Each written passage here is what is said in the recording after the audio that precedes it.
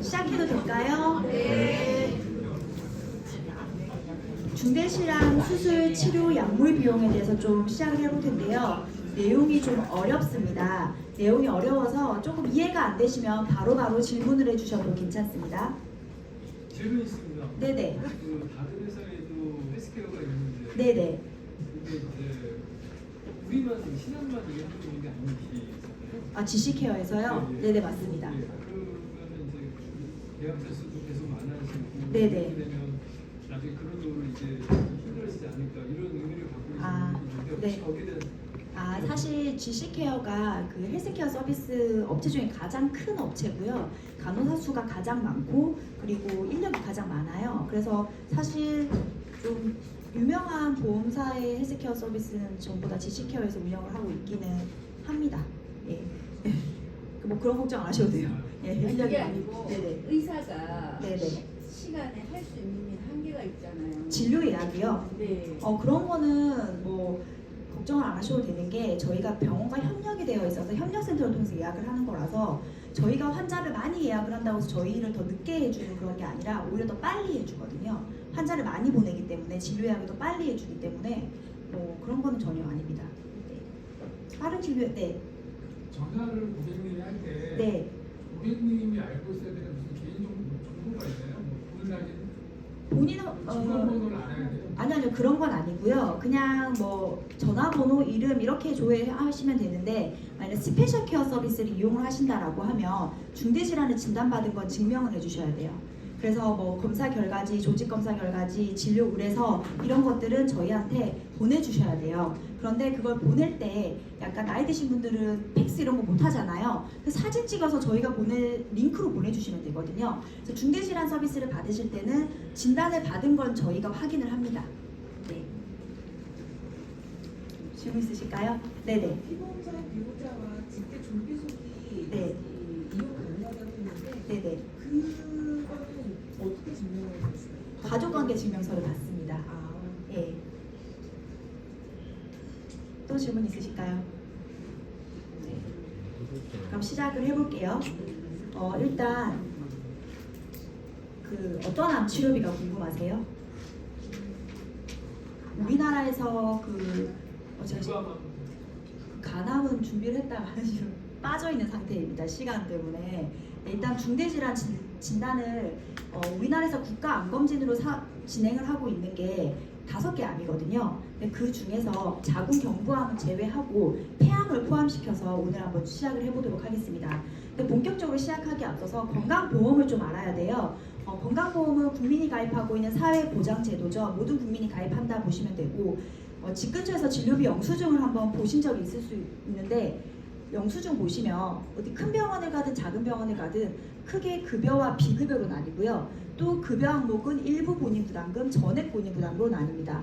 근데 또 일부 본인 부담금이 본인 부담금, 공단 부담금 이렇게 나눠져 있어요. 그래서 실제로 내가 병원 가서 내가 내는 돈은 본인 부담금, 전액 본인 부담금, 비급여 항목을 내가 낸다 이렇게 생각하시면 돼요. 그럼 비급여 치료는 뭐 많이 받는 건 아니니까 그냥 급여 치료 받는다 생각을 하면 우리가 내는 돈은 다 급여 항목이겠다 생각하시면 되죠.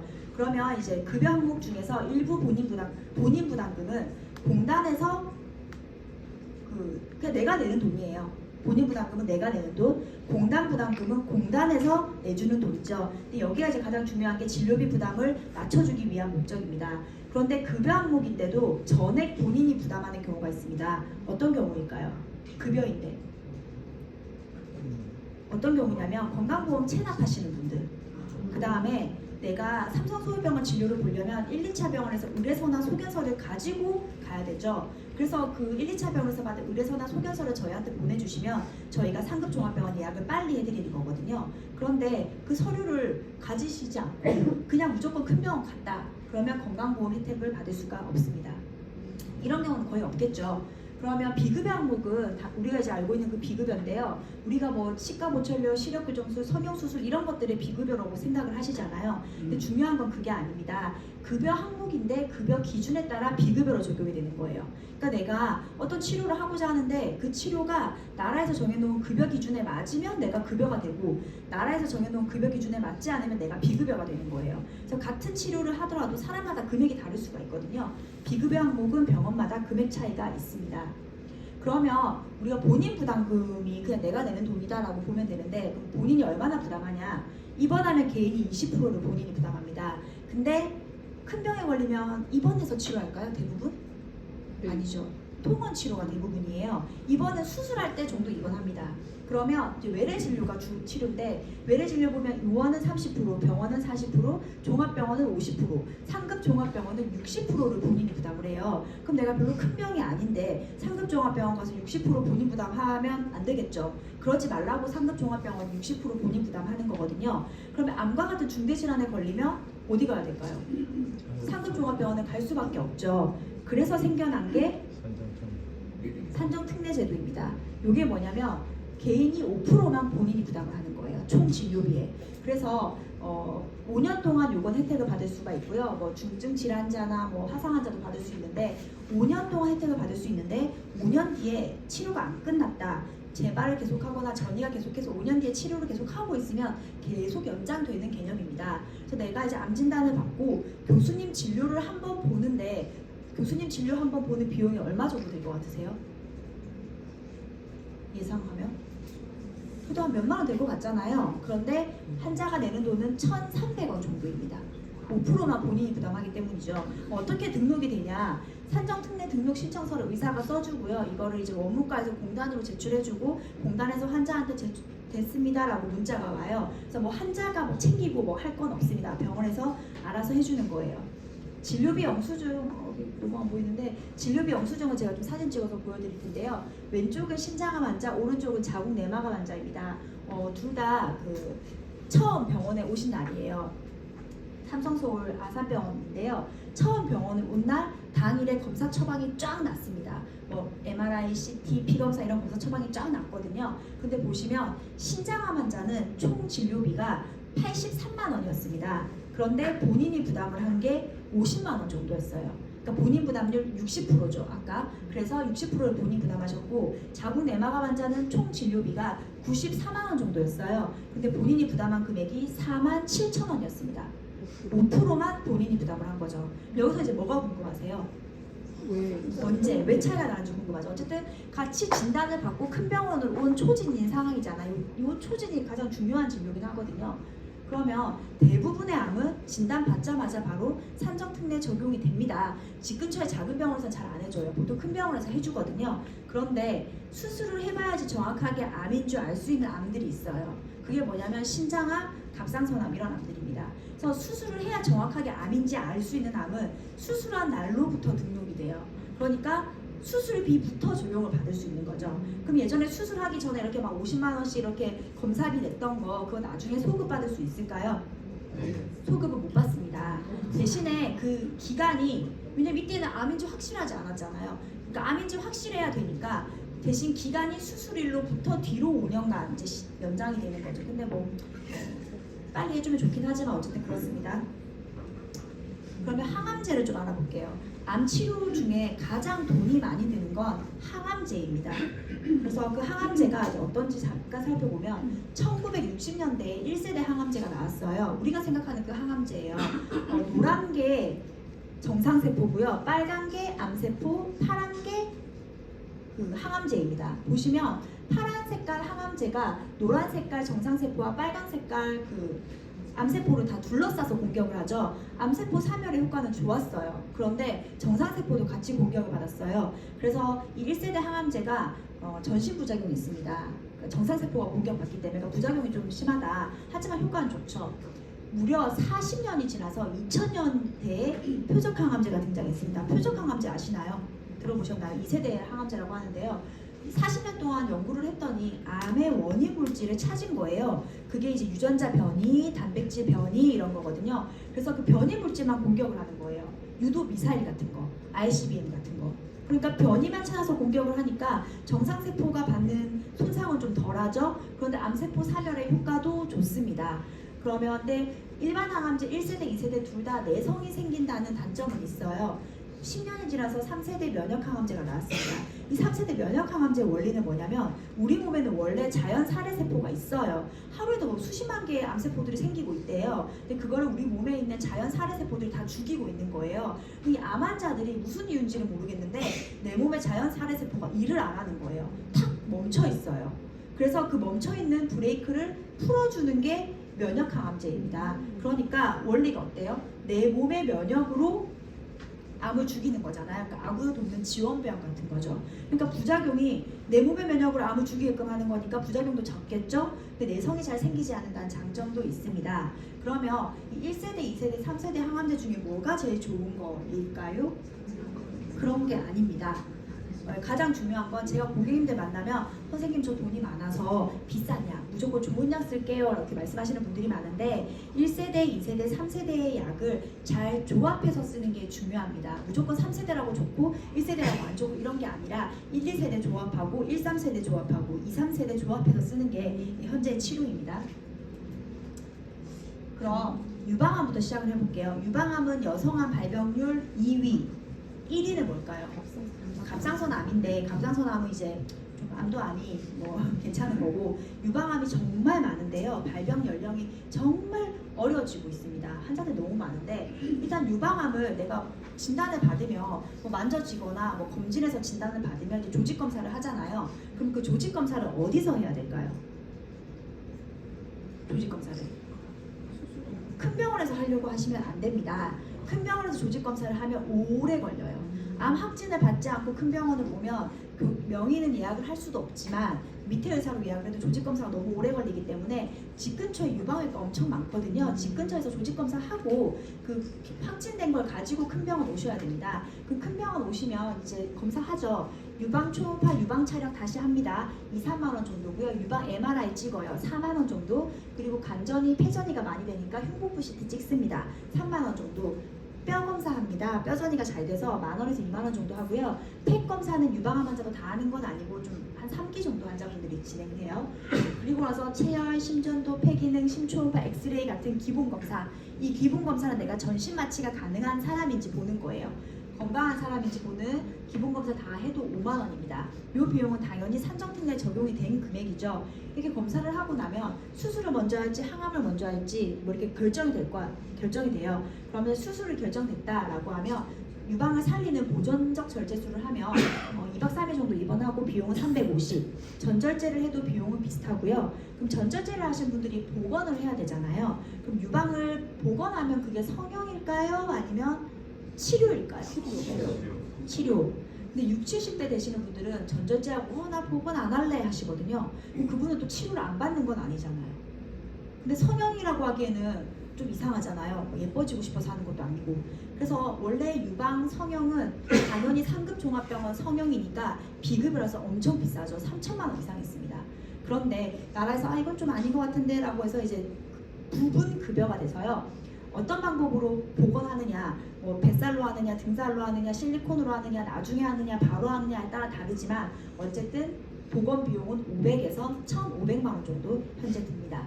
이게 수술 전후 치료인데요. 유방암이 정말 혼돈의 도가니예요. 왜냐하면 치료 과정이 너무 복잡하고 사람마다 치료 과정이 다 다른데 제 고객님들이 요양병원에만 계시다가 저한테 선생님 저 유방암 1기인데 저는 항암 하는데 왜 저 사람은 유방암 1기인데 안 해요?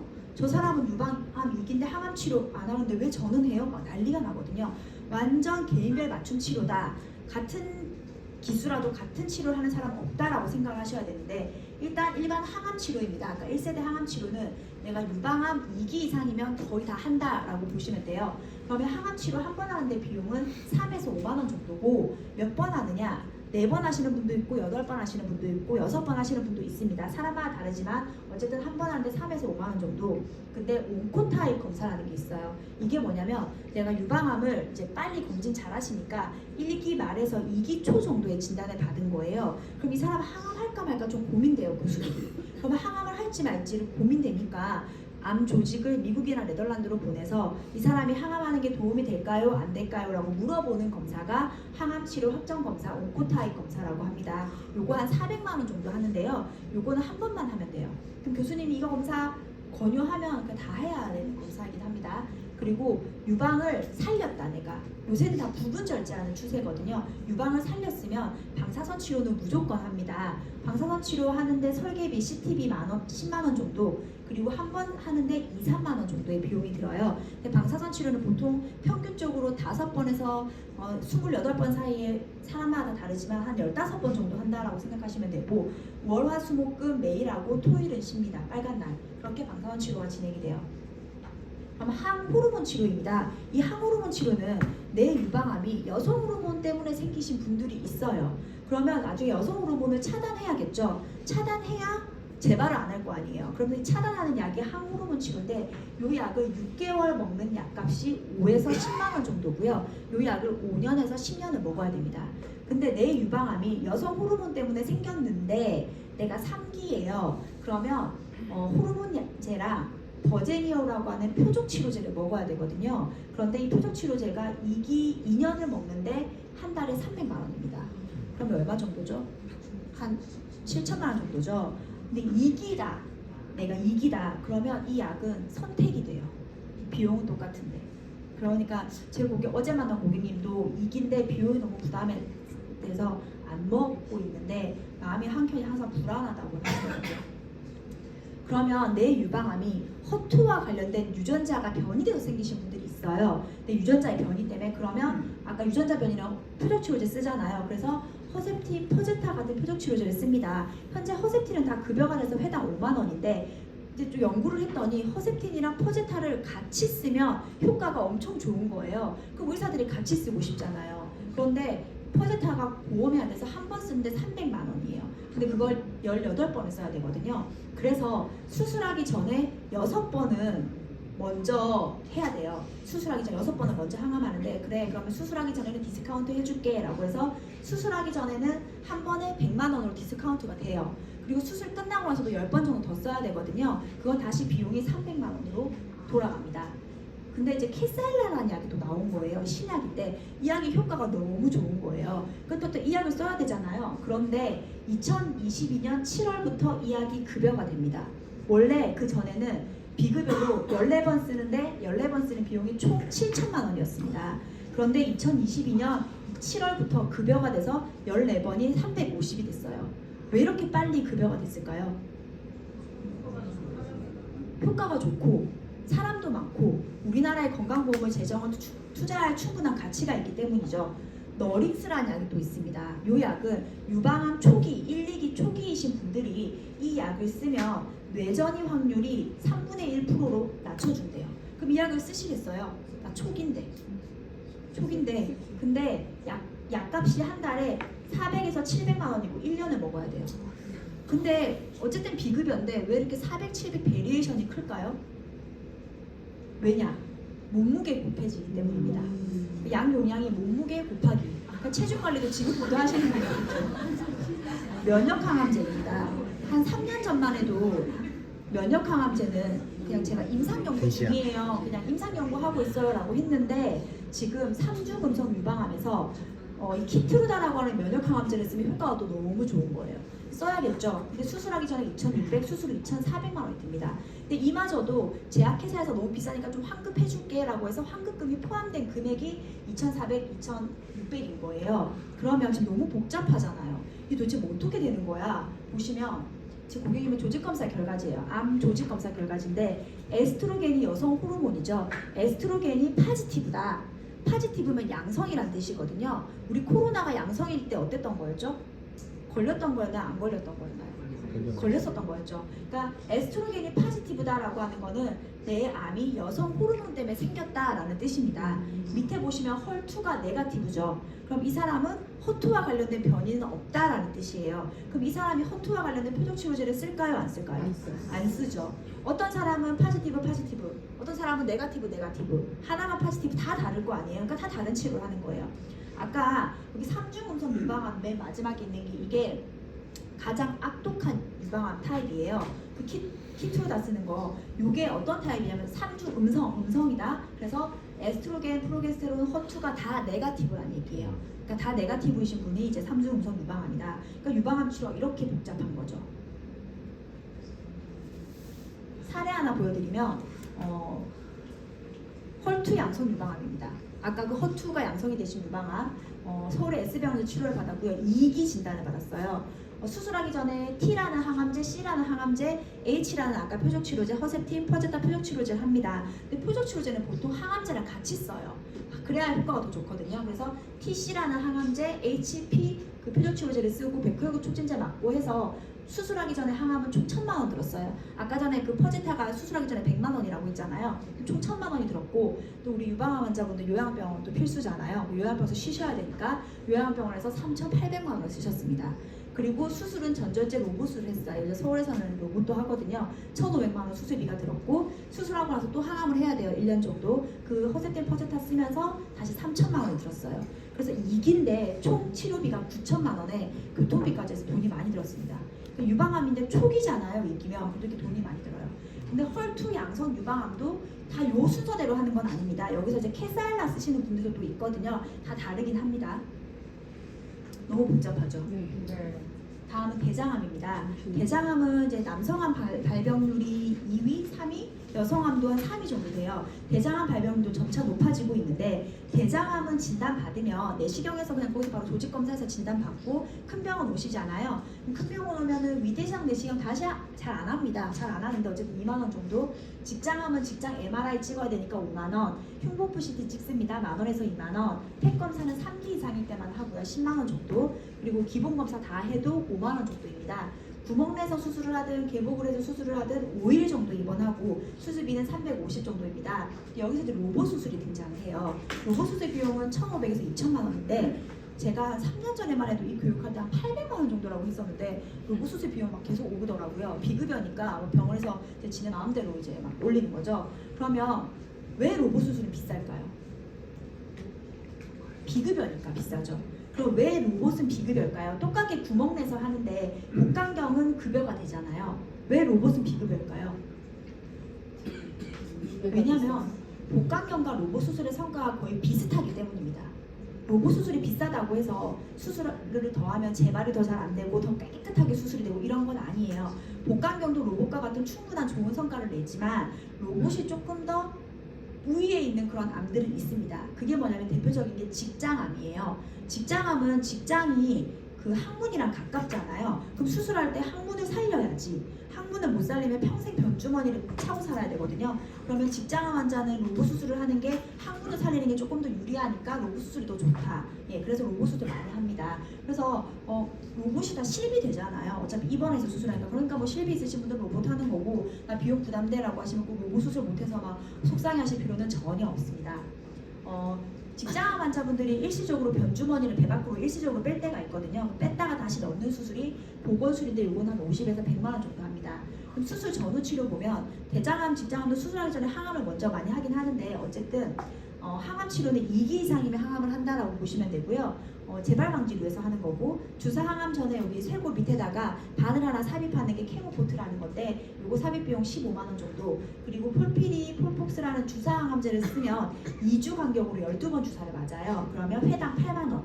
그러니까 항암을 매일 하는 게 아닙니다. 간격이 있어요. 3주 간격, 2주 간격. 그러니까 2주에 한 번, 3주에 한 번 맞는 건데 6개월 항암 하거든요. 먹는 약이랑 주사를 쓴다 해도 3주 간격으로 8번 하고 한 번 하는데 비용은 5에서 8만 원 정도의 비용이 듭니다.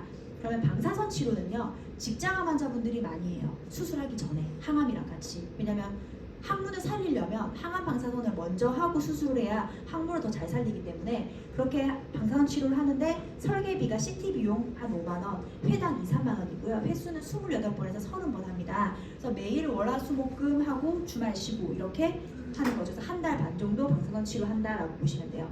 그리고 표적 치료는 현재 대장암에서는 4기 환자들만 씁니다. 암마다 다 달라요. 표적 치료제를 몇 기에 쓰는지 다 다른데 대장암은 4기에 쓰고 아바스틴은 4기가 다 급여가 돼서 회당 8만 원. 얼비틱스라고 하는 약은 신약인데 케이라스, 엘라스 유전자 변이가 없을 때 EGFR이 1 포지티브 이상일 때만 급여가 됩니다. 이 케이라스, 엘라스, EGFR 어쩌고 저쩌고 하는 게 바로 급여 기준이에요. 그래서 이런 게 있으신 분들은 급여가 되고 뭐 하나가 없다, 안 된다 이러면 급여가 안 되는 거죠. 그러니까 이게 다 사람마다 다 다를 거 아니에요. 그래서 어떤 똑같은 약을 써도 사람마다 금액 차이가 나는 이유입니다. 비급여로 회당 200만 원이에요.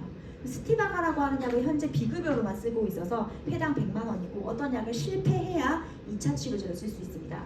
지금 이제 표적 치료제 같은 거 쓰려면 이게 케이라스, 엘라스 유전자 검사가 필요하죠. 아까 허투도 마찬가지고 이 유전자 검사가 검진센터에서 하는 그런 유전자 검사가 아니에요. 그건 이제 가짜고 요건 진짜 유전자 검사입니다. 내 암 조직으로 하는 건데 유전자 검사 비용만 해도 600만 원, 60에서 100만 원의 비용이 드는데 분명히 100만 원 정도였는데 또 얼마 전에도 200만 원이라고 하더라고요. 어쨌든 이게 바로 NGS 유전자 검사라고 하는 걸 해야 이런 표적 치료제를 쓸지 말지가 결정이 됩니다. 위암입니다. 위암은 발병률이 좀 낮아지긴 했어요. 근데 왜 발병률이 낮아졌을까요? 초기 발견 많이 하기도 하죠. 그리고 국가 건강검진에서 2년마다 위내시경 해주잖아요. 40세 넘으면. 그렇기 때문에 그 위암의 발병이 좀 많이 낮아졌습니다. 어쨌든 진단받고 나면 위내시경 하면 10,000원, 20,000원, 초음파 내시경은 50에서 60만 원 비급여입니다. 흉부부 CT 간전이 폐전이 많이 되니까 찍어도 10,000원에서 20,000원, 그리고 기본 검사 다 해도 5만 원 정도예요. 그렇게 수술하죠. 다른 암들은 수술하기 전에 항암을 먼저 하기도 하는데 위암은 거의 수술 먼저 합니다. 위암은 수술을 못하면 좀 살기가 좀 어려운 암이에요. 수술 무조건 해야 되는데 수술 중에서도 내시경적 점막하 박미술이라는 게 있습니다. 이거 들어보셨나요? 내시경적 점막하 박미술. 이게 뭐냐면 암이 이렇게 있어요. 그럼 그거를 이렇게 수저로 이렇게 푼다 생각하시면 돼요. 이렇게 펐어요. 그럼 이게 파여 있잖아요. 그 파여 있는 부분을 꼬매는 게 아니라 그냥 그대로 둡니다. 그럼 거기에 위궤양 상태로 있다가 살이 차오르는 거예요. 그러면 내시경으로 하는 거거든요. 위암이면 원래 위 수술을 해야 되니까 위절제를 해야 되니까 밥도 못 먹고 힘든데 이걸 하면 바로 며칠 뒤부터 일상생활에 복귀가 가능해요. 이걸 하려면 조건이 암의 크기가 작고 분화도가 좋고 점막하 침범이 없어야, 이 말은 극 초기여야지 가능하다. 제가 고객님 만나서 교수님이 아까 저 초음파 내시경 50-60만 원짜리 있잖아요. 그거를 처방을 하면 이 고객님 완전 초기인가 보다 이렇게 생각합니다. 왜냐면 암의 깊이를 보려고 하는 거거든요. 그래서 초음파 내시경을 해서 약간 내시경적 점막하 박미술을 하시는 분은 완전 천운이다 이렇게 보시면 됩니다. 개복을 하든 복강경을 하든 비용은 350 정도 들고 위암도 로고 수술을 하기 때문에 2천만 원 정도의 비용이 듭니다. 수술 후 치료 보시면 항암제가 있는데 항암 치료는 재발을 막기 위해서 하는 거고 2기 이상이면 다 해요. 6개월 정도 항암하고 한 번 하는데 5에서 10만 원 정도가 듭니다. 그리고 표적 치료는 현재 위암에서 4기 환자들만 써요. 근데 위암이 수술을 못하면 좀 살기가 어려운 게 조금 항암제랑 효과가 조금 떨어지긴 하거든요. 근데 허셉틴이라는 거 아까 유방암에서 썼던 그 표적 치료제가 허투가 발현이 됐을 때 이제 쓸 수 있는데 회당 10만 원인데 요건 효과가 그냥 그래요. 근데 사이람자라고 하는 약은 신약인데 이것도 VEGFR이 발현됐을 때 쓸 수 있어요. 이런 게 급여 기준인 거죠. 이것도 그냥 효과가 그렇게 좋지는 않았던 것 같아요. 근데 비급여로 400만 원 정도 하거든요. 근데 빌로이라는 약이 등장을 했습니다. 여기 보시면 14년 만에 등장한 위암 표적 치료제. 그러니까 정말 간간히 뭐가 등장을 한 거예요. 근데 이게 클라우딘 18.2라는 게 발현이 되고 헐투는 음성이어야지 이 빌로이를 쓸 수 있습니다. 근데 빌로이가 효과가 너무 좋아요. 작년부터 쓰기 시작했어요. 완전 신약이죠. 그것도 작년 말부터. 그럼 이게 한 번 주사 맞는데 700만 원입니다. 그러면 4기 환자잖아요. 그럼 몇 번 맞을까요? 이 주사를. 4기인데 끝이 없죠. 계속 맞아야죠. 이 약의 효과가 있을 때까지는. 근데 또 비용이 너무 비싸잖아요. 30분 주사 맞습니다. 부작용도 별로 심하진 않아요. 그러면 이 약을 입원시켜 줄까요? 병원에서? 30분 때문에 입원을 하면 입원실비라도 받을 수 있잖아요. 근데 입원하면 입원실비 뭐 한 3천만 원 있는 분들이 몇 번 쓰면 다 없어지겠죠. 현재는 빌로이 병원에서 입원이 돼요. 왜냐하면 의사들도 이 약을 써야 되잖아요. 효과를 봐야 되고 신약이니까. 근데 입원을 안 시켜주면 환자들 쓸 수가 없는 거예요. 입원실비 없으면. 그렇기 때문에 작년부터 시작을 했으니까 지금은 입원이 되는데 이제는 곧 안 될 거예요. 이거 쓰는 환자가 많아지면 상급종합병원 입원은 급성기 치료하려고 입원하는 거니까 30분 주사만 하면 입원이 이제 안 될 건데 현재는 간간히 입원을 시켜주고 있습니다. 어쨌든 효과도 좋고 클라우딘 18.2 발현인 환자도 많아요. 얼마 전에 며칠 전에 만났던 제 고객님이 조직검사 결과 보니까 이거 발현이 있더라고요. 면역항암제는 옵티보, 키트루다 같은 면역항암제는 헐투 음성 위암일 때 CPS 스코어가 5점 이상일 때 급여가 돼요. 이게 또 그 급여 기준입니다. 이게 급여가 안 되면 회당 300에서 500만 원, 급여가 되면 20만 원 정도.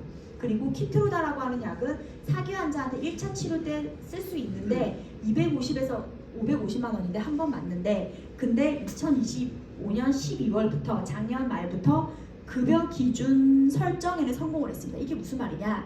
나라에서 이 약을 급여해줄까 말까 하고 있다는 거예요. 지금 저울질 하고 있다는 거죠. 네. 다음은 이제 폐암입니다. 폐암이요, 남성암 발병률 1, 2위 막 이렇게 다퉈요. 전립선암이랑. 여성암도요 4위인가 그래요. 근데 주변에서 폐암 환자들 많이 본 적 있나요? 주변에 폐암 있어요? 별로 많이 없지 않나요? 이렇게 발병 높은 거에 비해서?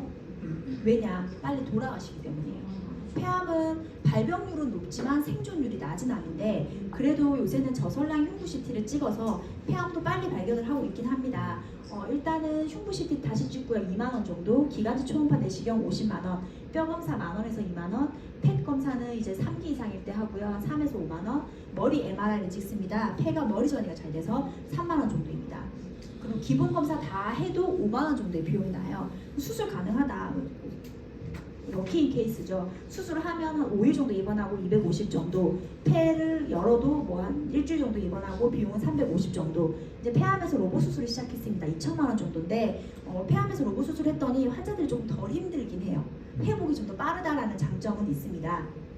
그러면 폐암이요, 표적치료제와 면역항암제의 성지예요. 폐암 사기 환자들이 완치되는 사례들이 많이 나오는데 국회의원 김한길도 폐암 사기였던 거 아시나요?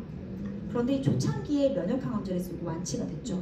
그러니까 폐암이 면역항암제와 표적항암제의 성지인데, 일단 항암 치료는 2기 이상이면 재발 방지를 위해서 다 합니다. 그래서 6개월 정도 하고 한 번 하는데 5에서 8만 원 정도. 방사선 치료는 내가 폐암인데 담배를 너무 많이 태워서 이제 폐 절제 못 하시는 분들, 또는 수술을 했는데 잔존암이 남았을 때 방사선 치료를 하는데 4차원 방사선 치료를 해요. 아까 엑스레이 일반 X선이 아니라, 왜냐면 폐가 좀 이렇게 움직이잖아요. 숨을 쉴 때마다 조금 더 정밀하게 해야 되기 때문에 방사선 치료 설계비 10만 원, 회당 2, 3만 원, 횟수는 28번에서 30번, 한 달 반 정도 합니다. 그리고 이제 양성자 치료도 이제 많이 해요. 폐암에서 비용은 설계비 20, 해당 4만 원 정도고요. 원래는 양성자 치료가 급여가 안 되면 3,500 정도였는데 요새는 다 급여가 되기 때문에 그 비용은 이제 부담스럽지 않습니다. 삼성 서울 국립암에서만 가능해요. 그럼 내가 아산에서 수술을 하고 방사선 치료를 받아야 되는데 양성자 치료 받고 싶어서 병원 옮길 필요 있을까요? 없습니다. 그냥 일반 4차원 방사선 치료 받아도 효과는 비슷해요. 표적 치료가 EGFR, 아크 같은 유전자 변이가 있을 때 급여 적용이 됩니다. 그래서 급여가 적용되면 한 달에 2, 30, 급여가 안 되면 5, 600. 면역항암제도 키트루다, 티센트릭도 이런 조건들이 있는데, 그 급여가 되면 회당 30, 비급여로는 회당 500만 원이에요. 그러면 지금 너무 복잡하잖아요. 또 치료가 여기 보시면 제 고객님의 조직검사 결과지인데, EGFR과 관련된 뮤테이션이 그 유전자거든요. 유전자가 19번이 디텍티드 되었다, 결손되었다라는 뜻입니다. 어떤 유전자 EGFR이 19번이 결손이 있는 거예요. 그럼 이 사람은 EGFR과 관련된 표적 치료제를 쓸까요? 안 쓸까요? 씁니다. 유전자가 결손이 있으니까 뭔가 변이가 있는 거기 때문에 이 사람은 EGFR과 관련된 표적 치료제를 쓸 사람이에요. 또 보시면 아크가 네거티브라고 되어 있죠. 그럼 이 사람은 아크와 관련된 표적 치료제를 쓸까요? 안 쓸까요? 안 씁니다. 네거티브면 안 쓰고 파지티브만 쓰는 거죠. 사람마다 다 다른 거예요. 그러면 제 고객님들이 저 돈 많으니까 표적 치료제 무조건 쓸래요. 인터넷 찾아보면 많이 나와요. 그렇다고 해서 내가 쓰고 싶어도 내가 유전자 변이가 없으면 안 쓰는 거예요. 왜냐하면 써도 효과가 없기 때문입니다. 여기 밑에 면역항암제도 키트루다를 쓰려면 PDL1 발현율이 50% 이상이 돼야 되는데, 여기 보시면 PDL1 발현이 50%이다. 이러면 이 사람은 키트루다와 같은 면역항암제를 쓰면 효과가 엄청 좋을 사람이다 라는 뜻입니다. 그럼 1% 변이도 있고 2% 변이도 있을 거예요. 이런 사람은 급여 적용을 못 받아요. 근데 왜 못 받을까요? 그러니까 일단 효과가 좋은 사람만 급여해주겠다는 거예요. 우리나라의 건강보험 재정을 막 써야 되잖아요. 그러면 누구나 다 해줄 수 없으니까 효과가 제일 좋을 사람을 우선적으로 쓰게 해주겠다는 거죠. 사례 보여드릴게요. 2014년 8월에 폐에 구멍내서 수술했고 5박 6일 입원해서 250만 원 수술비 나왔습니다. 옛날이죠. 2014년에 조직검사 결과 1기 A예요. 1기 중에서도 완전 A 극초기. 그런데 EGFR 유전자 돌연변이는 있었습니다. 근데 표적치료 안 하죠. 사기만 하니까. 그래서 딱 1년이 지났는데 흉부 CT상 왼쪽 늑막에 재발이 됐어요. 그러면 1기가 재발되면 몇 기가 될까요? 3기? 1기가 재발되면 4기가 됩니다. 그렇기 때문에 우리가 재발을 안 하려고 항암하고 방사선하고 표적치료하고 뭐 하는 게 재발을 안 하려고 하는 거거든요. 근데 4기가 됐어요. 그럼 아까 4기는 이제 표적치료제 쓸 수 있었잖아요. EGFR 변이가 있었으니까 표적치료제 1회사를 썼습니다. 근데 8개월도 못 썼는데 약값은 한 달에 40만 원이었어요. 급여가 돼서. 근데 간전이 소견이 보입니다. 그러면 간전이가 됐으니까 1회사는 스탑해야겠죠. 그래서 1회사를 스탑을 합니다. 교수님 이렇게 말해요. 2016년이었어요. 항암하던지, 우리 아직 항암 안 했으니까 두 번째 타그리소라는 약을 임상 연구하던지, 세 번째 타그리소라는 약을 전액 본인 부담으로 쓰던지 한 달에 약값이 1,500만 원이래요. 그러면 환자는 뭘 선택해야 될까요? 임상해야겠죠. 근데 제 고객님도 너무 좋은 임상인데도 저 안 할래요 하시는 분들이 있거든요. 임상 참여 안 하려고 왜 그럴까요? 나를 마루타로? 막 이런 것도 있지만 병원에서 환자를 마루타 삼지는 않습니다. 환자에게 불리하고 그런 임상을 안 하거든요. 근데 임상이 약을 공짜로 쓰는 거예요. 그러면 이 비싼 약을 1,500만 원 하는 약이잖아요. 지금 한 달에.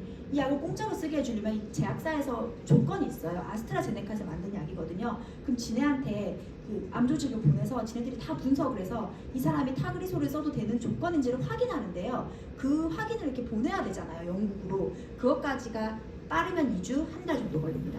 근데 이 갑자기 이렇게 사기된 환자가 한 달을 기다리기가 쉬울까요? 그냥 항암할래요 이러시는 분들도 있거든요. 근데 이때 이미 이 타그리소라는 약은 너무 유명했어요.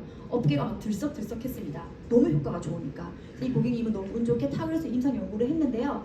2016년 5월부터 2017년 11월까지 타그리소를 쓰면서 암세포가 다 없어졌습니다. 그런데 2017년 11월까지 타그리소를 썼잖아요. 그런데 2017년 그 이후부터 환자는 이제 본인 부담으로 약을 썼습니다. 근데 본인 부담률이 30만 원밖에 안 했어요. 여기 밑에 기사 보시면 타그리소 5일부터 급여 적용 1,000만 원이 34만 원이 됐다. 이게 2017년 12월 기사거든요. 2017년 12월. 그러니까 제 고객님이 2017년 11월까지 임상을 했는데 12월에 바로 급여가 된 거예요. 왜 이렇게 또 빨리 급여가 됐을까요?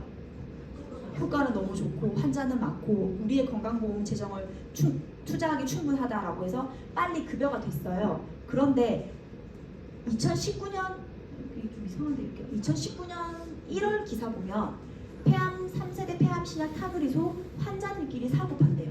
환자가 복용하다가 돌아가시면 한 알을 카페에서 막 사고 파는 거예요. 그 이유가 뭐냐면 T790의 변이가 없기 때문이다. 처방이 안 된다 이렇게 나와요. 그게 뭐냐면 이게 이제 급여 조건이거든요. 급여 조건인데 이 타그리소라는 약을 쓰려면 예전에 EGFR TKI 투여 후 이 말은 제 고객님이 이레사라는 약을 썼잖아요. 이레사를 쓰고 실패를 하고 나서 T790M 변이가 양성이어야지 이 타그리소를 급여가 받는 거예요. 그러니까 EGFR은 있는데 T790M 변이가 없는 많은 환자들이 이걸 급여받지 못하는 거예요. 그러니까 제 고객님은 T790M 변이가 있었던 거예요. 그러니까 약 효과가 엄청 좋았던 거긴 합니다. 하지만 없어도 약 효과가 다 좋긴 하거든요. 옆에 보시면 키트루다. 이 약은 아까 면역항암제죠. PDL1 발현이 양성이면서 50% 이상 양성이면서 항암 치료를 했다가 실패하면서 3기피 이상이면서 표적치료제를 썼다면 표적치료제를 실패하고 항암을 또 하고 항암을 또 한 번 실패해야 이 면역항암제를 급여해줄게 라고 하는 거예요. 그럼 이렇게 면역항암제, 표적항암제를 쓰시는 분들이 급여 받으시는 분들이 많을까요? 못 받으시는 분들이 많을까요?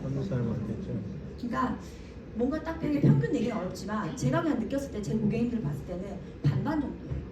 그러니까 못 받으시는 분들이 굉장히 많긴 하죠. 그러면 그냥 비용 헷갈리시니까 한 달에 한 4,500만 원 정도다 이렇게 생각을 하시면 됩니다. 근데 2024년부터 타그리소가 1차 치료제가 됐어요. 이 말은 원래는 뭐 실패해야지 쓸 수 있었잖아요. 그런데 뭐 실패 안 해도 바로 쓸 수는 있게 됐습니다. 근데 또 급여 기준도 이만큼 있어요. 급여 받기는 쉽진 않죠. 또 다른 사례입니다. 2023년 9월에 폐암 진단을 받았습니다. 아까 그 고객님이랑 똑같게 폐암 선암이었고 폐암 1기 B예요. 1기 B. 아까 그 고객님은 1기 A였죠. 1기 항암 안 하잖아요. 근데 항암 안 합니다. 로보 수술하셨고 수술비는 1,500만 원 정도 나왔어요. 요 고객님도 똑같게 EGFR 유전자 돌연변이는 있었습니다. 그런데 이제 그때는 한 2016년이었고 지금 이제 2023년이죠. 시간이 많이 흘렀죠. 근데 교수님이 폐암 1기 B 재발률이 20%다. 그런데 타그리소라는 표적 치료제를 쓰면 재발률 20%가 10%로 줄어든다 이렇게 말씀하셨습니다. 그럼 여러분 이 약 쓰시겠어요? 내가 1기인데 재발률이 20%래요. 근데 이 약을 쓰면 10%로 줄어든대요. 이 약 쓰시겠어요? 1기인데 그럼 얼마 정도이면 쓸 것 같아요? 한 1,000만 원? 얼마 정도면 내가 이 약을 쓸 거예요? 환자가 선택하세요. 비급여라서 한 달에 450만 원이고 3년을 복용해야 되니까 총 비용이 1억 6천만 원이 든다고 하셨습니다. 좋은 약이지만 고가고 1기 환자에게 비용 대비 치료 효과 부분은 환자의 경제적 여유에 다를 것 같습니다. 1기잖아요. 그러면 내가 10명 중 2명이 해당이 되면 이제 그렇지만 8명이 해당이 되면 어차피 재발 안 할 팔자라면 이거 1억 6천만 원 쓰기 아깝지 않아요. 그쵸? 근데 알 수는 없죠. 근데 제가 이 진료실에 들어가서 머리를 한 대 얻어맞은 것 같았습니다. 왜냐하면 그간에 폐암 환자들은 사기 환자들한테만 표적치료제를 썼어요. 그런데 표적치료제가 아까 2000년에 나왔잖아요. 2000년에는 이제 급한 환자들 먼저 임상 연구를 해야 되니까 많이 진행된 사기 환자들을 임상 연구를 해서 효과가 있다는 게 검증이 됐고 시간이 많이 흘러서 이 약을 1, 2, 3기 환자들도 쓰면 효과가 있을까라는 임상 연구를 그간 진행을 했고 그 결과가 이제 나오는 거예요. 그러니까 1, 2기 환자들한테도 이 약을 쓰자라고 권할 수가 있게 된 거죠. 임상 연구 결과가 나왔으니까. 근데 비용이 1억 6천입니다. 근데 제 고객님이 진료실에서 바로 제가 이거 쓰세요라고 할 수 있나요? 못하죠. 근데 고객님이 바로 그냥 쓸게요 라고 바로 얘기하시더라고요. 보통은 이런 상황일 때 진료실 밖에 나와서 가족한테 전화하고 막 고민하고 막 이렇게 해야 되거든요. 근데 제 고객님은 쓴다고 바로 말씀하시더라고요. 그럼 이런 상황에 우리에게 필요한 게 뭐가 필요할까요? 돈. 근데 돈만 타고 쓸 수 있을까요? 돈보다 더 필요한 게 뭘까요? 보험이긴 합니다. 사실 내가 집을 팔아서 이 약을 쓴다면 막상 안 써요. 뭘 팔아야 되면 잘 안 쓰십니다. 하지만 내가 진단금을 받은 게 많거나 보험이 많으면 이걸 고민 없이 자식 눈치 보지 않고 뭐 부모에게 손 벌리지 않고 쓸 수가 있겠죠. 그래서 제가 앞으로는 그간에는 이런 약을 사기 환자들이 썼는데 지금은 1, 2기 환자들한테 이렇게 쓰는 상황이 되었는데 앞으로는 더더욱 이런 상황이 되겠구나 라는 생각이 들었습니다. 그래서 부위권 빈익병, 부익부 빈익빈 있잖아요. 돈이 많으면 건강하고 돈이 없으면 아플 그럴 날들이 이전보다 앞으로 더 생길 수가 있는 거죠. 지금 암 백신 이런 것도 나올 예정이에요. 그거는 그 암이 생기지 않게 막는 게 아니라 암을 치료하는 치료제거든요. 그거 나오면 또 얼마나 많이 비싸겠어요. 그러면 우리에게 필요한 건 많이 보험을 보장을 잘 해서 이런 거 대비를 해야겠죠. 그러면 나이 드신 분들이 더 이런 보험이 필요할까요? 나이 젊으신 분들이 더 필요할까요? 젊은 사람이 더 필요합니다. 젊은 사람들이 앞으로 10년, 20년 뒤에는 어떻게 이 면역항암제, 표적항암제를 다 쓸지도 모르고 그리고 나이 많이 드신 분들이 이제 표적치료제를 쓴다라고 하면 또 암마다 몇 개 쓰는지 다 다르기 때문에 젊으신 분들한테 더 필요한 보험입니다. 지금까지 그 암 치료비에 대해서 좀 소개를 해드렸는데 이해가 되시나요? 내용이 많이 어려웠죠? 혹시 질문 있으실까요? 네. 네, 질문 없으세요? 네, 질문. 현장에 그한 네. 비급여 약 네네. 3년 복용해야 된다잖아요. 네. 450ml씩. 네. 근데 저렇게 한 2년 정도 공부하다가 이제 더 이상 뭐 그러면 안 됩니다. 왜 3년을 먹어야 되냐면 3년으로 임상 연구를 해서 효과가 있다고 나왔기 때문에 3년을 복용하는 거예요. 그게 1년 먹고 안 먹어야지라고 하면 안 먹는 게 낫죠. 임상 연구는 3년을 했으니까. 네. 주어진 기간만큼 네. 뭐 부작용이 너무 심해서 스탑하는 건 어쩔 수 없는데요. 그렇지 않고서는 임상 연구 결과대로 의사들이 약을 쓰는 거예요. 네. 또 다른 질문 있으실까요? 네, 오늘 긴 시간 경청해 주셔서 감사드립니다. 감사합니다.